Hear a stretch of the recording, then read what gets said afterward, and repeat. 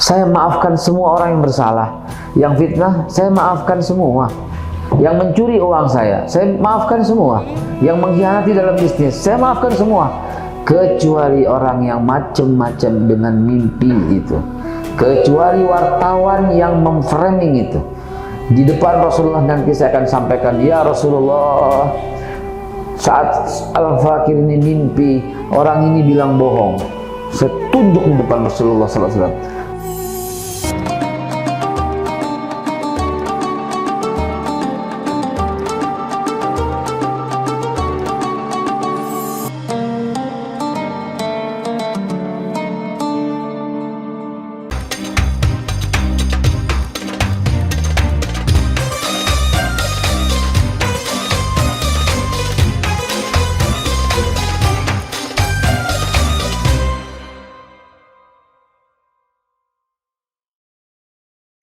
Bismillahilladzi la yadurru ma'asmihi syai'un fil ardi wala fis sama'i wa huwas samiul alim.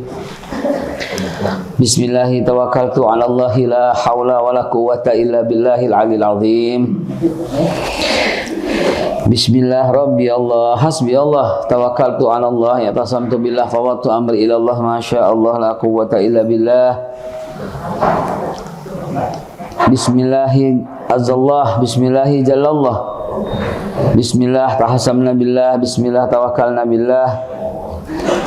Bismillahi amanna billah wa man yu'min billah la khaufun alaih. Bismillahi assalamualaikum warahmatullahi wabarakatuh.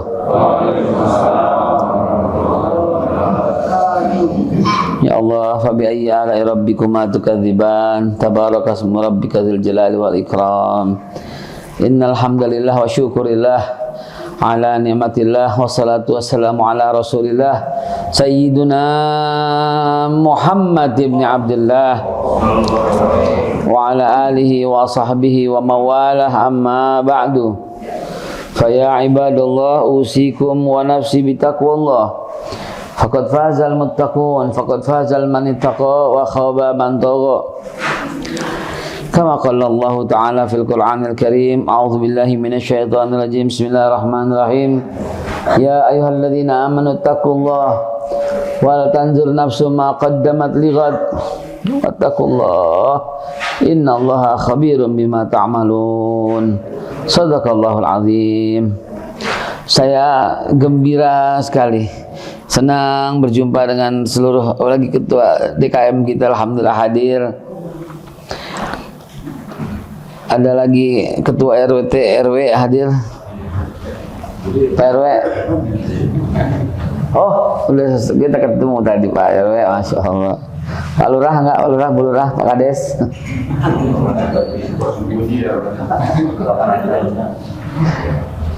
Ini kenapa bau nasi uduknya sampai sini ini mah?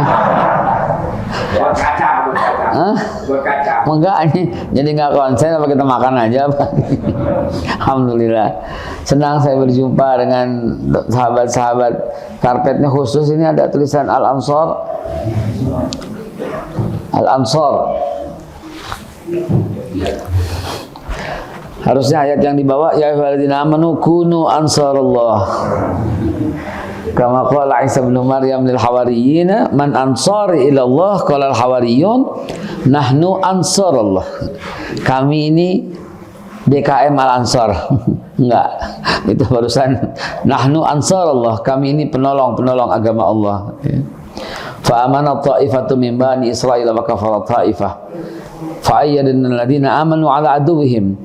Yang tidak ansarullah langsung kepisah tuh. Itu surat Shaf tuh dalilnya. Yang azan ente, yang bawain makanan ente, masya Allah. Yang imam, komat ente, yang bawain ente. Ya Allah ya Rabbi, nikmat mana yang bisa kita dustakan Bapak Ibu sekalian? Nikmat mana coba? Ya Allah, kadang-kadang saya suka duduk tuh nggak apa-apain, nangis aja gitu. Kadang-kadang, kenapa? Kata istri saya itu, kenapa? Nggak apa-apa. Kenapa nangis? Nggak apa-apa, nggak apa-apa. Karena dia susah diceritakan gitu loh. Bangun tidur, berapa langkah ketemu air bersih. Coba, apa nggak berpikir saudara kita yang di Gunung Kidul, dia mesti jalan 3 km, 4 km baru ketemu air.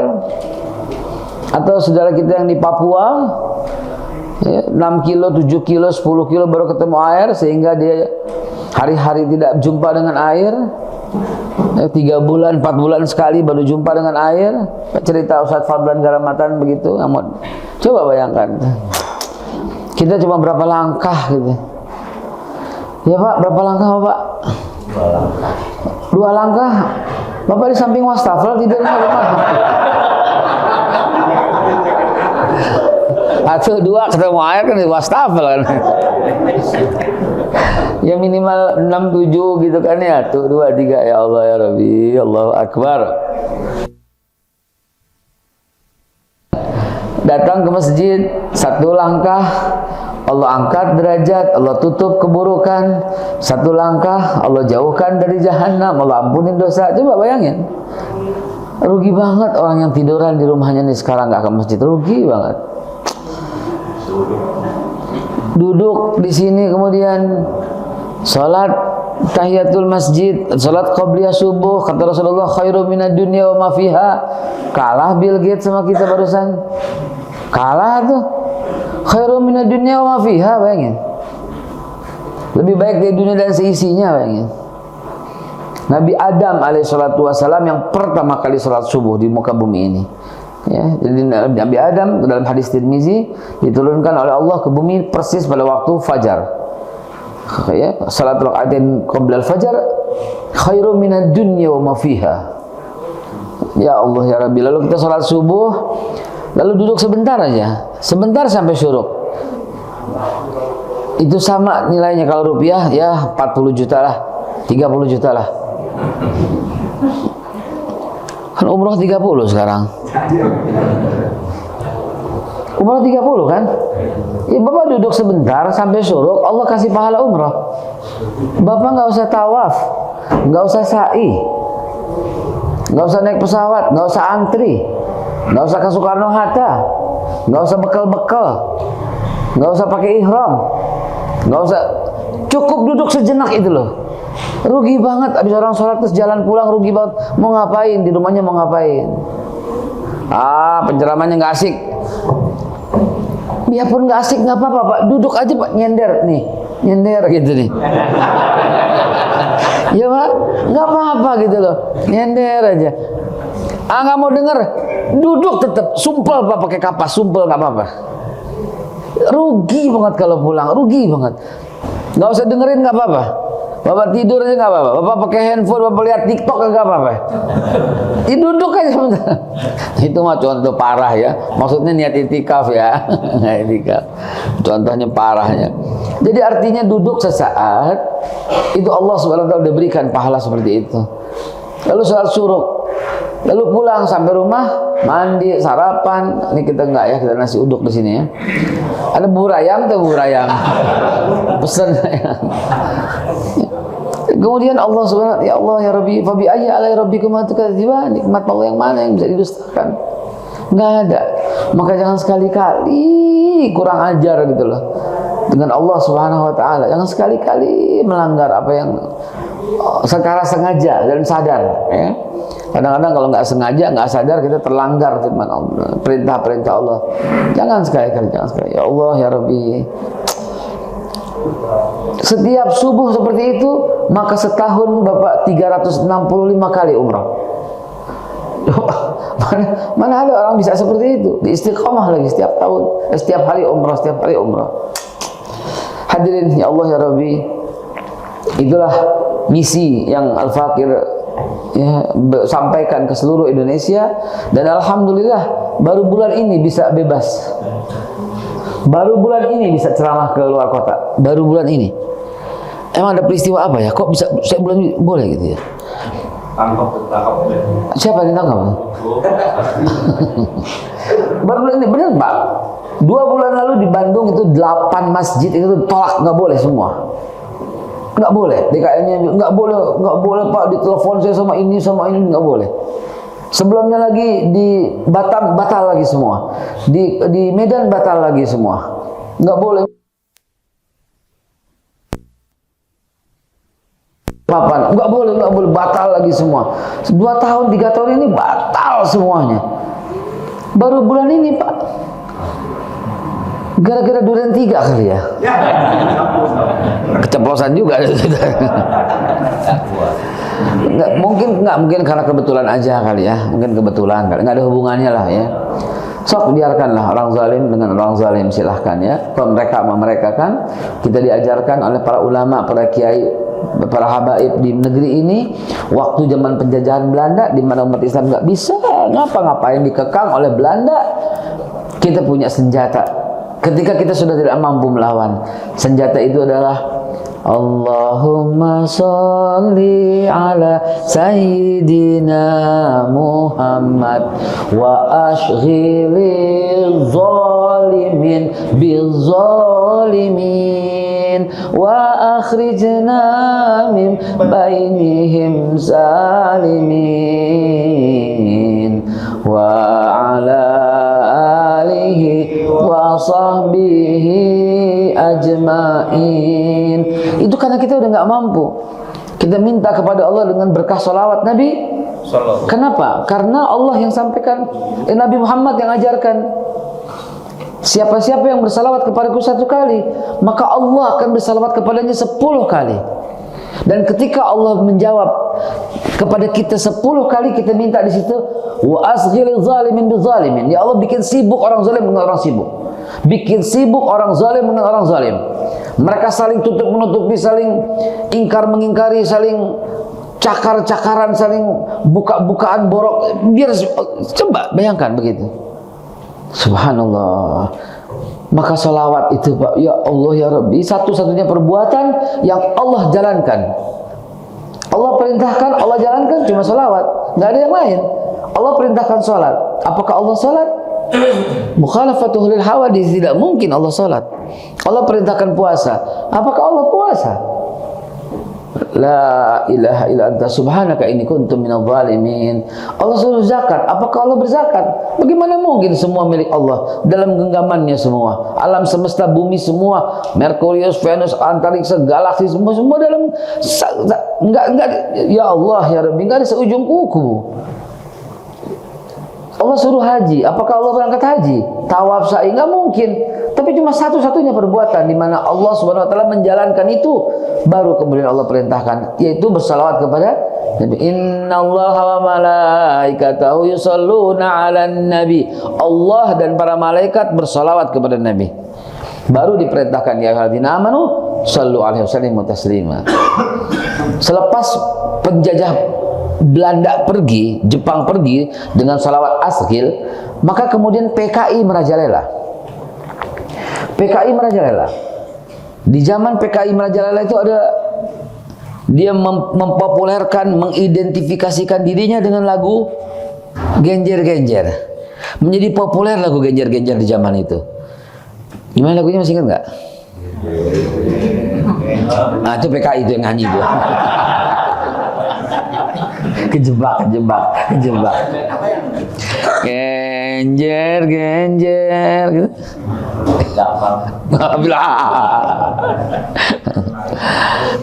Itu lagu diciptakan oleh komunis. Dan kemudian lagu itu menjadi bukan diciptakan oleh komunis, populer di kalangan komunis. Sangat populer. Genjer, dibikin tarian. Dan setiap ada perayaan dalam Partai Komunis Indonesia, bahkan waktu itu PKI, lagu itu dinyanyikan. Antum tahu apa yang terjadi? Seorang ulama besar dari Nahdlatul Ulama, ya, namanya siapa namanya? Kiai Haji Asy'ari. Bukan Hasyim Asy'ari, bukan. Itu kemudian sebentar, saya nama lengkapnya lupa. Ada yang ingat? Ada yang ingat? Bukan Kiai Haji Hasyim Asy'ari, bukan. Astagfirullah, shalli ala Muhammad wa ala ali sayyidina Muhammad. Saya lupa namanya itu ya, astagfirullahaladzim. Mungkin belum ngopi kali ini tapi. Itu kemudian bersama Habib Ali bin Abdurrahman Al-Habsyi ketika berkunjung ke rumahnya.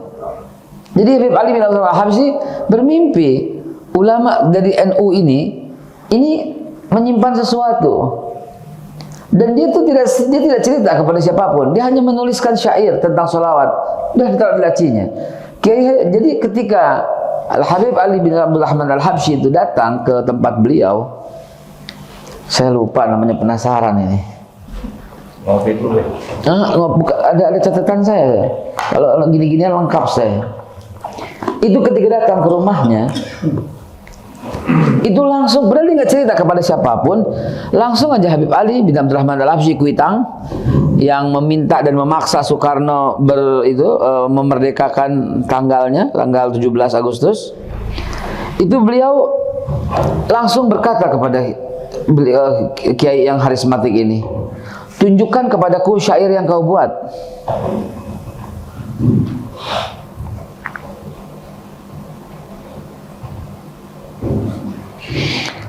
Kata Habib Ali bin Rahman Al-Habsyi, oh Kiai Haji Ali Mansur Siddiq, Kiai Haji Ali Mansur Siddiq, tunjukkan kepadaku syair yang kau buat. Syair apa? Itu kata Habib Ali Kuitang. Kaget itu Kiai Haji Ali Mansur Siddiq, kaget tuh. Dari mana Habib tahu? Sampai jauh-jauh datang ke tempatnya beliau. Diambillah di syair itu. Ternyata syair ini adalah yang kemudian Habib Ali minta dibacakan oleh semua, baik kaum Nahdiyin maupun Muhammadiyah maupun yang lain, bacakan di setiap masjid. Apa bunyi syairnya untuk mengalahkan kaum PKI itu?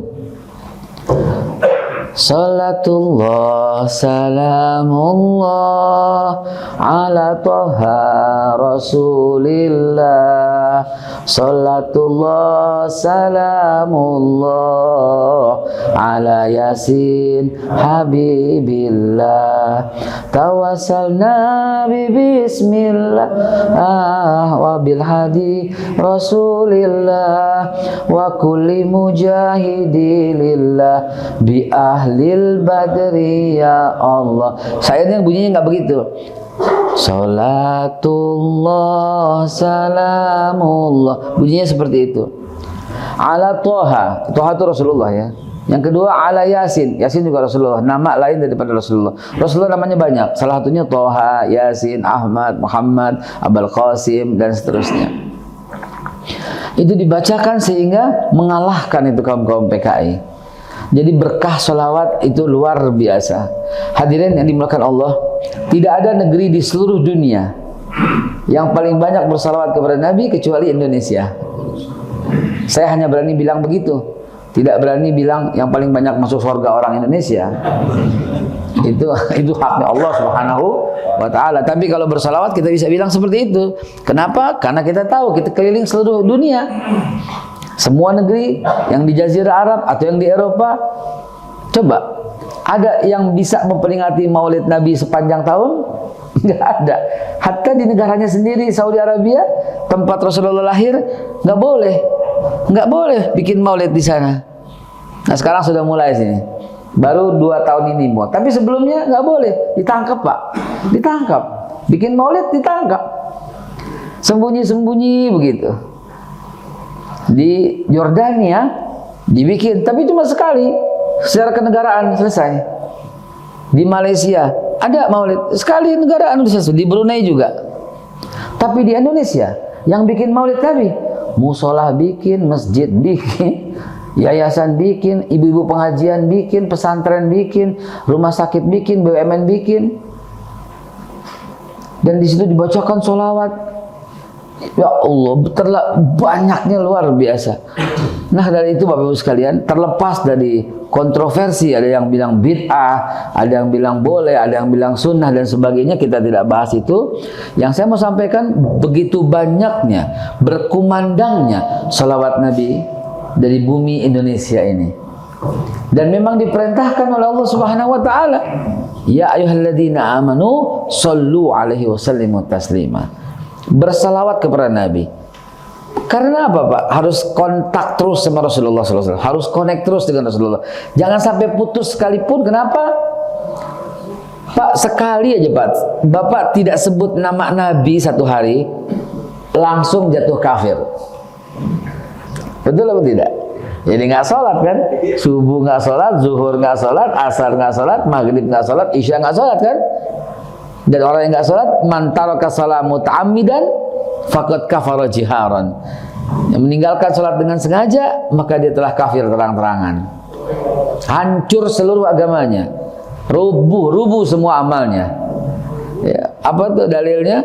As-salatu imaduddin, wa man aqama as-salat faqad aqamaddin, wa man taraka faqad hadamaddin. Hancur semua amalnya, tidak diterima oleh Allah Subhanahu wa taala. Dan di dalam salat itu ada salawat Nabi Muhammad sallallahu alaihi wasallam. Mari kita lihat sedikit saja cuplikannya. Cuplikannya adalah bahwa di hari kiamat yang kita cari cuma satu, ya tentu selain Allah, Nabi Muhammad sallallahu alaihi wasallam. Yang hanya bisa membantu cuma satu, Nabi Muhammad sallallahu alaihi wasallam. Man dzalladzi yashfa'u indahu illa bi'idznih. Siapa yang bisa memberikan syafaat? Enggak ada kecuali yang diizinkan. Yang diizinkan cuma satu-satunya yang diizinkan. Laqad ja'akum rasulun min anfusikum azizun 'alaihi ma 'anittum harisun 'alaikum bil mu'minina raufur rahim. Ya Allah, itulah Rasulullah sallallahu alaihi wasallam yang telah Allah berjanji. Allah berjanji demi kemuliaanku, demi keagunganku. Itu Allah yang berjanji. Aku haramkan surga sebelum engkau dan umatmu masuk terlebih dahulu. Coba janjinya Allah tuh begitu. Saking sayangnya Allah dengan Nabi Muhammad dan para umatnya. Aku haramkan surga. Hadis Bukhari wa Muslim. Sahih. Sebelum engkau dan umatmu masuk terlebih dahulu. Coba bayangkan Bapak Ibu sekalian. Dan di hari kiamat siapa yang bisa bantu kita? Nabi Ibrahim tidak bisa. Kenapa saya sebut Nabi Ibrahim? Karena segolongan umat larinya ke Nabi Ibrahim di alam barzah. Sebelum kiamat terjadi, semuanya lari ke Nabi Ibrahim. Apa kata Nabi Ibrahim? Nafsi, nafsi, diriku, diriku. Aku tidak bisa membantu kalian karena aku pernah berdusta di muka bumi. Nabi Ibrahim berdusta 2 kali doang. Yang pertama ketika ditanya, ini patung siapa yang hancurkan? Nggak tahu. Tanya yang paling gede. Berdusta yang kedua, ketika ditanya, ini istrinya Siti Hajar, Siti Sarah, ini siapa? Ini adik saya, padahal istrinya. 2 kali doang, aku nggak bisa memberi syafaat pada kalian. Cobalah kalian kepada Musa kalamullah, kata Nabi Allah Ibrahim. Dan segolongan ini lari kepada Nabi Musa. Apa kata Nabi Musa? Nafsi, nafsi, diriku, diriku. Aku tidak bisa memberi syafaat kepada kalian karena aku pernah membunuh di muka bumi, walaupun nggak sengaja. Jadi nggak bisa kita minta bantuan, apalagi kepada yang membunuh. Udah dibunuh, difitnah lagi.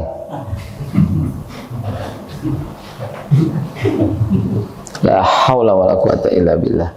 Apalagi yang berbohong.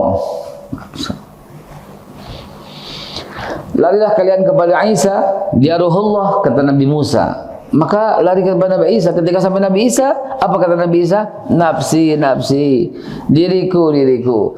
Hari ini Tuhanku marah yang belum pernah seperti hari ini, karena umatku menuhankan aku. Larilah kalian kepada kekasih Allah yang sejati, khatamal anbiya wal mursalin, ila rahmatan lil alamin, ila man arsalakallahu rahmatan lil alamin, Rasulullah sallallahu alaihi wasallam. Maka sekelompok umat ini Bapak Ibu sekalian, yang ada dari Nabi Adam sampai Nabi yang terakhir, sampai manusia terakhir, maaf, tidak bisa. Kalaupun mereka bersekutu, jadi berapa miliar-miliar manusia itu semua bergabung membantu kita, tidak diizinkan oleh Allah Subhanahu wa taala.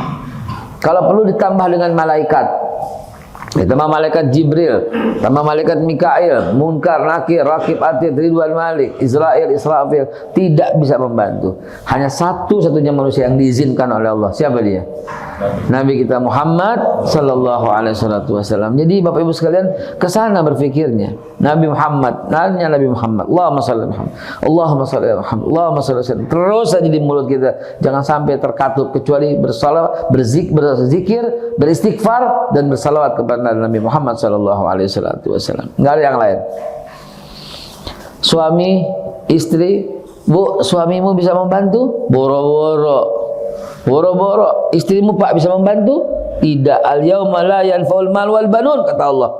Hari di mana enggak ada gunanya mal, harta, jabatan, pangkat, nggak bisa ngebantu. Wal banun, dan semua anak-anakmu, anak cucu, saudara, ipar, mertua, mantu, nggak bisa. Al yauma la yanfa'ul mal, nggak ada gunanya tuh harta, pangkat, jabatan, nggak. Jenderal, irjen, brigadir, nggak bisa. Nggak bisa. Lurah, camat, Pak RW, maaf Pak RW, nggak bisa. Tidak diizinkan oleh Allah. Dan semuanya itu bergabung, nggak bisa. Gubernur, menteri, presiden, nggak bisa kata. Sama sekali nggak bisa. Dan mereka semua bergabung, nggak bisa. Jadi siapa yang kita pentingin gitu loh. Maka wajar sekali kalau umat Islam marah ketika namanya dimain-mainin, ketika namanya disandingkan dengan minuman keras. Di Bandung ada nggak tuh? Laknatullah Haliwing ada nggak? Nggak ada di Bandung ya? Nggak ada. Hah? Ada nggak di Bandung? Ada. Alamatnya Bapak suka situ.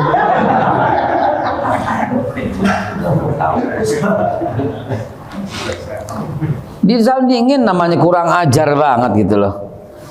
Siapa kayak yang disandingin? Michael kayak yang namanya Michael dapat gitu kayak, yang namanya Antapani gitu datang kayak gitu, misalnya Tony kayak apa kayak datang dapat gitu. Rasulullah kurang ajar banget temennya. Yang namanya Marpuah siapa atau siapa gitu, Raibah, yang namanya Dajjal Makduje gitu, jadi gitu. Ini Maryam yang disucikan dalam Al-Quran, wanita paling mulia yang disebut namanya dalam Al-Quran. Siapa wanita yang disebut dalam Al-Quran selain Maryam? Nama wanita yang disebut dalam Al-Quran selain Maryam siapa? Nggak disebut namanya, Pak. Nggak disebut namanya. Yang disebut satu-satunya siapa? Sayyidatuna Maryam. Kurang ajar itu loh. Kita kasih ultimatum, Pak, tolong Pak, Pak Presiden, Pak Menteri, Pak Kapolri, tolong Pak, ini dikelarin 1 kali 24 jam. Kalau enggak kita itu, jangan pancing-pancing kemarahan kita lah, gitu lah. Kalau Rasulullah nyawa taruhannya, nggak bisa kita membalas kecuali mengembalikan kehormatan, nggak bisa kita membalas. Cuma itu yang bisa kita lakukan. Syair dari orang Bandung, Iin Parlina, yang melegenda buat kita semua, terutama kita yang sudah ada usia ya. Itu dikarang liriknya oleh Syam, dinyanyikan oleh Iin Parlina gitu loh. Mungkin Bapak Ibu, saya nggak kuat gitu loh nyanyinya. Dapatkah kami membalas cintamu? Itu kan, kok nggak pernah ketemu tapi rindu, kok nggak pernah ketemu tapi rindu. Bagaimana bisa dicerna oleh pikiran kita? Nggak bisa dicerna. Nggak pernah ketemu tapi rindu. Ya Allah ya Rabbi,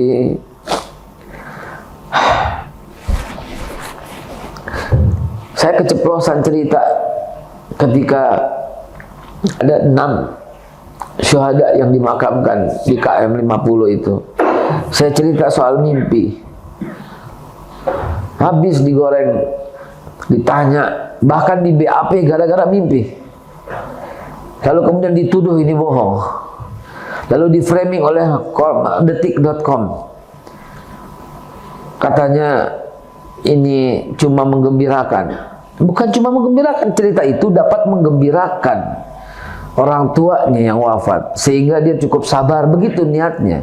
Sabar, udah sabar aja, serahkan kepada Allah Subhanahu wa taala. Saya bilang, dipotong-potong sedemikian rupa. Saya pernah pengalaman punya anak yang syahid, yaitu masih kecil, dan saya bermimpi begini. Itu gara-gara itu di BAP. Dan konyolnya detik itu, salah seorang wartawannya memframing sedemikian rupa. Saya maafkan semua orang yang bersalah. Yang fitnah, saya maafkan semua. Yang mencuri uang saya maafkan semua. Yang mengkhianati dalam bisnis, saya maafkan semua. Kecuali orang yang macam-macam dengan mimpi itu. Kecuali wartawan yang memframing itu. Di depan Rasulullah nanti saya akan sampaikan, ya Rasulullah, saat Al-Fakir ini mimpi, orang ini bilang bohong. Saya tunjuk di depan Rasulullah SAW. Biar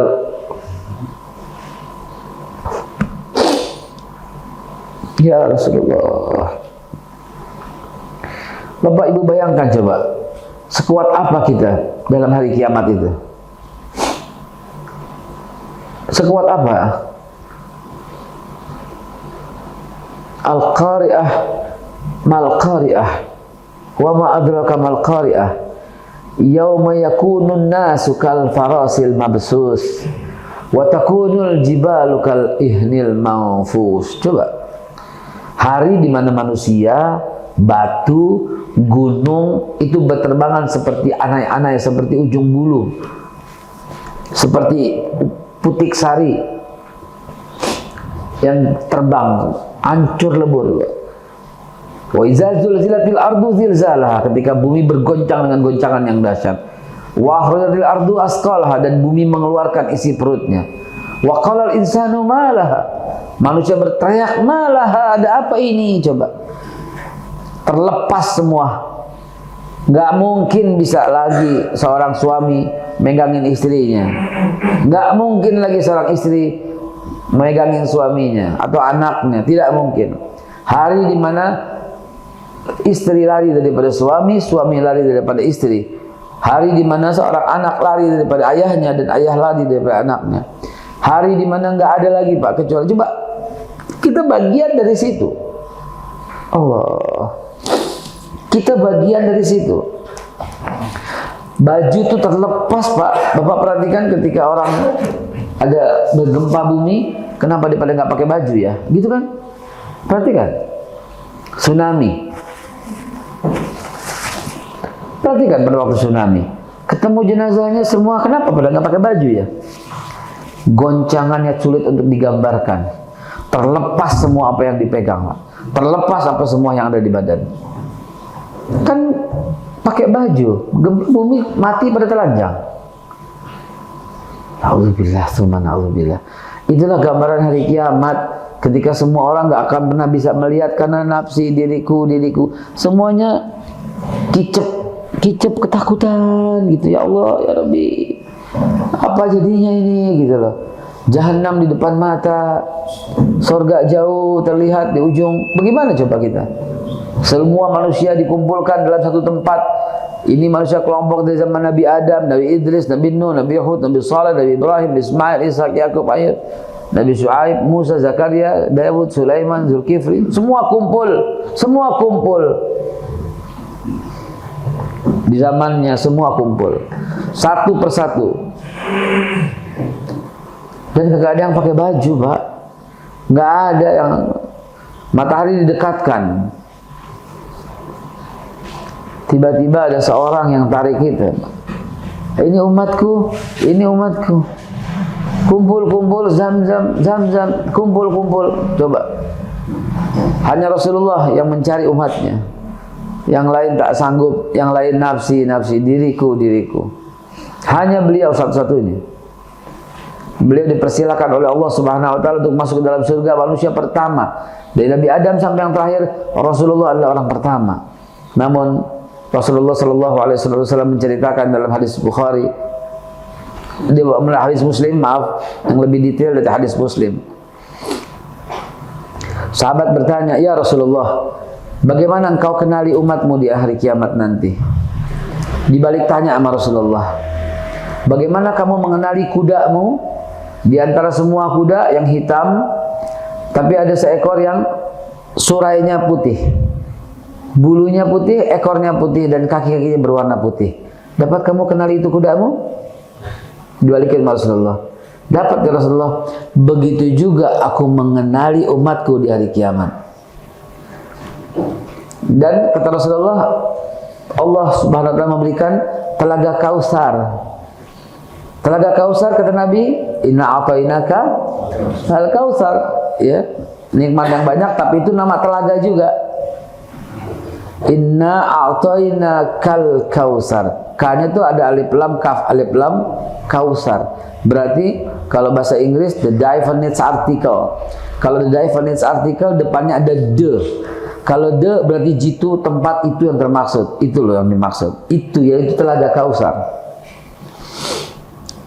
Bait itu rumah, tapi kalau hazal bait rumah ini yang lain nggak berlaku. Yang ditunjuk yang itu. Syarik itu maling, tapi kalau ada syarik ada alif lam depannya, maka dia berprofesinya memang maling.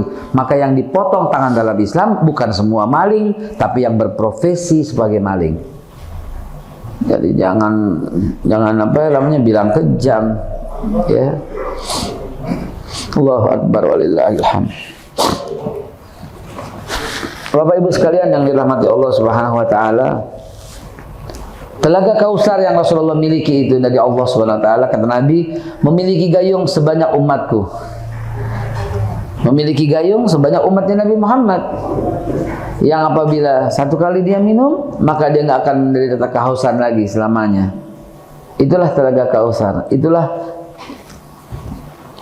suaminya punya, Bu. Pak bininya punya telaga Kausar. Presiden punya, menteri punya, gubernur punya, jenderal punya, nggak ada yang punya. Semua nggak ada yang punya. Yang punya telaga Kausar Nabi Ibrahim nggak punya. Yang punya telaga Kausar cuma satu yang diizinkan, Nabi kita Muhammad. Jadi Bapak Ibu sekalian, dengan kisah simpel seperti ini, maka jadikanlah beliau itu patokan. Beliau, ini orang cinta saudara saya. Gitu aja Pak. Ini orang cinta pada Rasulullah, saudara saya. Ini orang nggak cinta pada Rasulullah, ini teman saya, sahabat saya. Ini orang membenci Rasulullah, dia musuh saya. Patokannya itu aja cukup, nggak ada yang lain Pak. Bapak-bapak pilih mantu, cari mantu yang mencintai Rasulullah. Mau menikah, cari pasangan suami atau istri yang mencintai Rasulullah. Mau bisnis, mau partner, usahakan cari yang mencintai Rasulullah SAW. Masuk ke restoran, usahakan. Kalau tahu, kalau kenal, kita kenal orangnya, dia orang yang mencintai Rasulullah. Maka amanlah semuanya Pak. Selesai itu semua urusan, beneran Pak. Nanti 2024 kita mau angkat pemimpin. Cari pemimpin yang mencintai Rasulullah SAW. Tidak pernah ada toleransi untuk hal ini. Cari pemimpin yang mencintai Rasulullah. Udah selesai Pak. Mengapa? Karena itu jalan untuk takwa. In kuntum tuhibbunallah fattabi'uni yuhibbukumullah. Orang yang dicintai Allah cuma satu jalan. Ikuti Rasulullah SAW. Ikutin beliau. Namun sekali-kali para dai saya kritik, para penceramah, para pendakwah saya kritik, nggak adil dalam bercerita tentang Rasulullah SAW.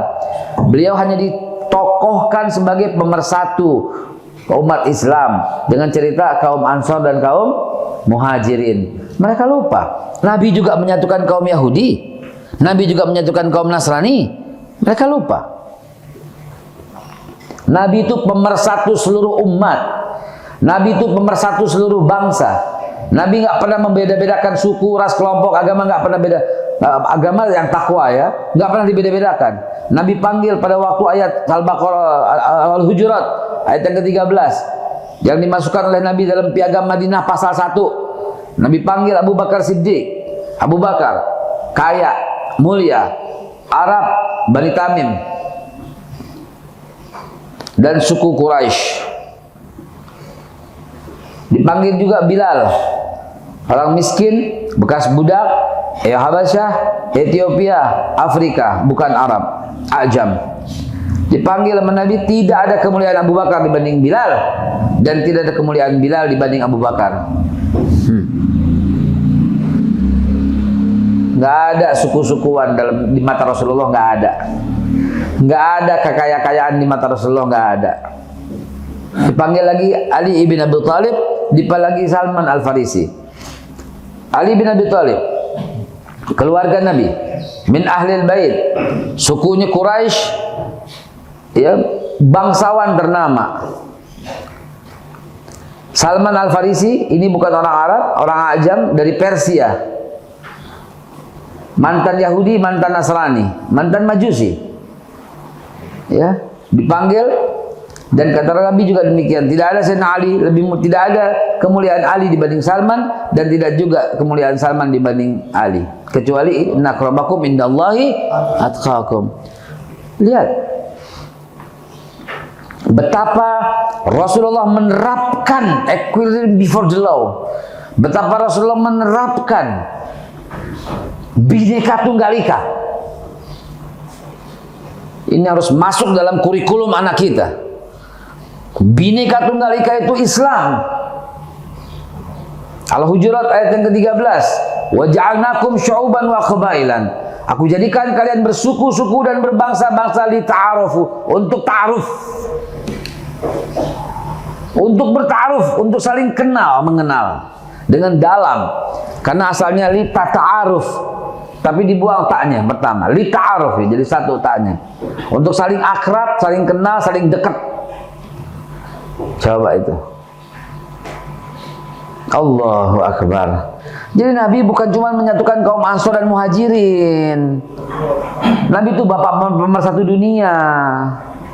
Nabi itu bapak emansipasi dunia. Karena zaman itu wanita direndahkan. Hanya Rasulullah yang mengangkat sampai sejajar, sampai lebih tinggi lagi. Al-jannatu tahta aqdamil ummahat. Surga itu di bawah telapak kaki ibu. Sampai Nabi angkat lagi ibumu, ibumu, ibumu. Yang tadinya nggak dianggap dalam budaya jahiliyah. Apalagi budaya Persia, yang wanita itu disamakan, wanita itu di gudang wanita bersama gandum taruhnya. Lagi mau makan pakai gandum, lagi mau pakai bawa tuh perempuan. Setelah selesai dipakai ditaruh lagi di gudang. Bayangin coba. Bapak Ibu yang nonton film apa, Robin Hood kan? Itu kan ceritanya di zaman-zaman seperti itu, Robin Hood. Ada kereta kan, depan keretanya raja, belakang itu kereta hulu balang, paling ujung yang di kerangkeng itu kereta gandum, jagung, dan perempuan. Bayangin coba, nggak boleh di dalam sama dengan barang. Di zaman jahiliyah juga begitu. Di zaman pada waktu Rasulullah sebelum diutus itu, wanita itu udah barang dagangan. Wanita itu dikumpulkan 5, 6, 10, 20, main judi, kalahnya pakai bayarannya pakai perempuan. Coba bayangkan itu. Jadi Rasulullah adalah bapak emansipasi wanita pertama di dunia. Mesti adil dong cerita Nabi dong. Jangan cuma sepotong dong. Nabi menyatukan kaum Ansor dan Muhajirin. Nabi negarawan. Nabilah yang pertama kali pelindung orang Kristen. Dengan tegas saya sampaikan. Karena Rasulullah larang mengganggu mereka. Barang siapa mengganggu mereka sama dengan menggangguku. Orang-orang Yahudi, Nasrani yang berada dalam perlindungan Nabi.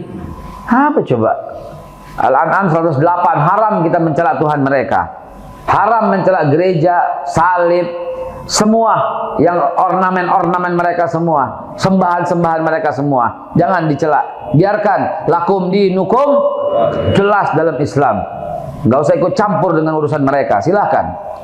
Mau ngapain terserah. Lakum dinukum, jangan ganggu agama kami. Dan kita nggak akan ganggu agama mereka. Dan mereka juga nggak perlu masuk ke masjid. Sebagaimana kita juga nggak perlu masuk gereja. Jelas dalam Islam. Lana amalana walakum amalukum, kepada kita, kepada mereka lakum dinukum waliyadin. Jelas, kagak ada, nggak ada tawar menawar, nggak ada, jelasnya tegas begitu loh. Haram mengganggu mereka, haram juga kita ikut-ikutan dengan mereka. Itu Rasulullah konsepnya. Mereka mau Natalan silahkan, jangan dihalangi. Parkirannya kagak ada, siapin, kalau perlu kasih parkir. Karena tempat kita luas, siapin. Saya lakukan itu Pak di rumah. Di masjid kami Baitul Salam sebelahnya itu gereja. Pada waktu gereja itu habis airnya, saya ambil air dari masjid, saya kasih gereja. Orang protes kepada saya bilang enggak usah protes, saya bilang. Mereka kekurangan air kok. Kita berlebihan kok. Dari sumur kita punya pompa bagus, apa salahnya? Tapi jangan ikut-ikutan Natalan gitu loh. Tapi jangan menghambat orang yang Natalan, silahkan aja gitu loh. Itu konsepnya Rasulullah kok. Jelas Pak. Siapa yang memusuhi zimmi, mereka itu ya, yang dilindungi, dia musuhku di hari kiamat. Coba. Dia musuhku di hari kiamat. Orang-orang yang memusuhi zimmi, mengganggu kehormatannya sama dengan mengganggu kehormatanku. Yang ini nggak pernah diungkap sih. Rasulullah seolah-olah cuma sidik, tablik, amanah, fatonah doang. Padahal beliau bangkir pertama di dunia. Kenapa? Karena pada waktu itu orang Quraisy menitipkan uangnya pada Nabi. Yang mau pergi menitipkan barangnya, emasnya, gucinya, segala macam Rasulullah. Beliau juga kepala pegadaian pertama di dunia. Dan dia mengatasi masalah tanpa masalah. Itu pegadaian dong ya. Saudara sekalian, lengkaplah, utuhlah dalam menceritakan Nabi, sehingga kita tahu betul-betul karakternya sebagaimana. Yang kita utuh loh, jangan sepotong-sepotong. Yang lengkap gitu loh, yang utuh gitu loh, yang komplit gitu cerita tentang Nabi. Sehingga Ani bin itu seorang sejarawan yang tokoh orientalis, dan dia mau menyerang Islam dari Nabi. Jadi pendakwah pakai jilbab dari Amerika. Sejarawan dari Eropa yang sangat terkenal namanya G.B. Shaw, Gerald Bernard Shaw, sejarawan yang sangat terkenal. Dia menyerang Islam dengan meneliti kehidupan Nabi. Setelah selesai meneliti kehidupan Nabi, masuk masjid, masuk Islam. Tidak satu pun orang, ya. Michael Hart juga demikian, dia menyembunyikan keislamannya. Tapi dia bilang begini, setelah dia mencari 100 tokoh yang berpengaruh, maka jatuhnya pilihan kepada Nabi Muhammad. Apa beliau bilang? Tidak mungkin seorang yang membaca riwayat hidupnya dan tidak menaruh hormat dan cinta kepadanya. Ini yang ngomong orang non-muslim Pak. Tidak mungkin orang yang membaca riwayat hidupnya kecuali dia menaruh hormat dan sayang kepadanya. Itulah sejarah Nabi Muhammad SAW. Kalau orang yang jujur, cukup jujur aja, cukup jujur apapun agamanya, silakan dibuka Nabi Muhammad SAW. Saya pernah berdebat terbuka di Facebook dengan seorang yang kebetulan dia teman saya di zaman SMA. Jadi berani manggilnya Kal gitu, ya nggak manggil yang lain, nggak manggil Babe, nggak manggil Ustadz, nggak manggil apapun. Kal di Facebook, Kal kenapa Nabi Muhammad bininya banyak? Digituin saya di Facebook. Saya bilang sama dia, lu serius nanya di Facebook? Nggak nanya ke gua aja langsung? Nggak, kita diskusi berdebat di sini. Saya bilang begini, lu serius nanyanya? Lu nggak malu kalau gue ceritain yang sebenarnya? Saya tantang dulu seperti itu di Facebook. Lu kalau gue ceritain begini, lu nggak malu nanti? Enggak, silakan aja. Oke. Tahun berapa kejadiannya? Saya cukup tanya begitu doang. Tahun berapa kejadiannya? Apa tahun 2020? Tahun berapa kejadiannya? Ya gue nggak tahu. Kejadiannya 622 sampai 630, 8 tahun. Dan jangan lupa, lu mesti bandingin sama orang sekarang, nggak bisa. Zaman dulu, seorang sahabat memiliki istri 20, 15, 30. Dan kamu tahu, Nabi gitu, dia pembawa agama Islam, tahu? Iya. Dia raja, tahu? Iya dong, dia raja. Yuk kita bandingin apple to apple. Kan lo orang pintar, lo orang cerdas. Raja harus dibandingkan dengan raja. Pembawa agama harus dibandingkan dengan pembawa agama. Jenderal harus dibandingkan dengan jenderal. Jangan dibandingkan jenderal dengan kopral. Jangan bandingkan raja dengan rakyat jelata, nggak bisa. Jangan bandingkan konglomerat dengan budak, nggak bisa, nggak masuk di akal, otak nih nggak nyampe. Harus bandingkan dengan beliau. Oke? Baik. Nabi Muhammad adalah membawa agama Islam dan dia pemimpin raja yang beragama Islam.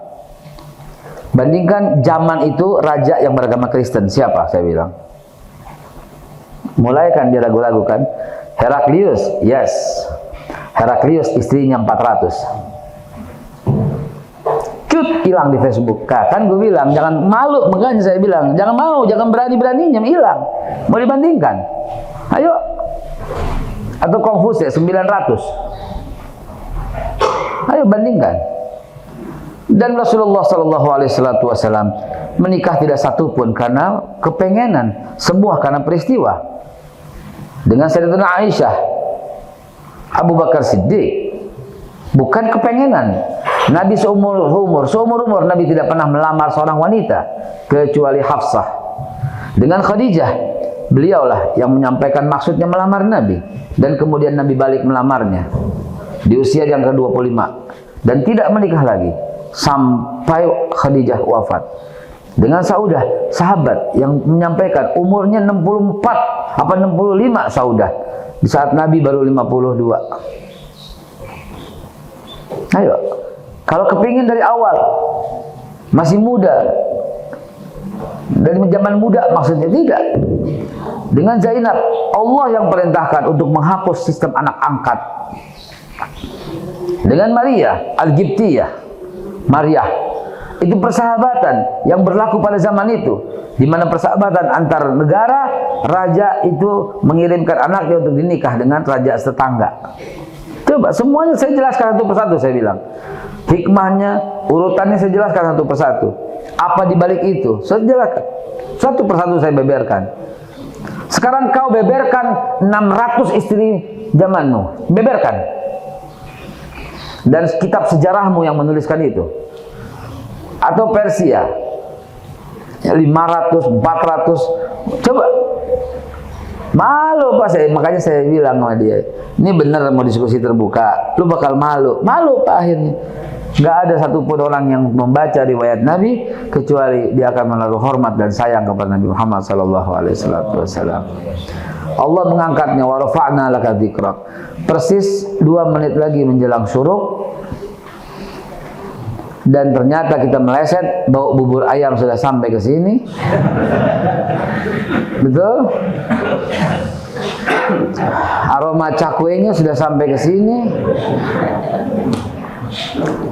Jangan lepaskan pahala umroh, Pak. Ya, jangan lepaskan. Kecuali kalau yang kentut barusan dia udah batal, dan yang belum suruk dulu baru kita ngebubur. Masih nunggu 2 menit 3 menit lagi menjelang suruk. Jujurlah dengan cerita Nabi Muhammad. Saya menuliskan tentang sejarah Islam, perjuangan menegakkan tauhid. Yang saya tuliskan, insya Allah mudah-mudahan ini sedih saya. Mengapa? Karena coba deh saya tanya ya Bapak-bapak sekalian, sebutkan pasal 1 Piagam Madinah.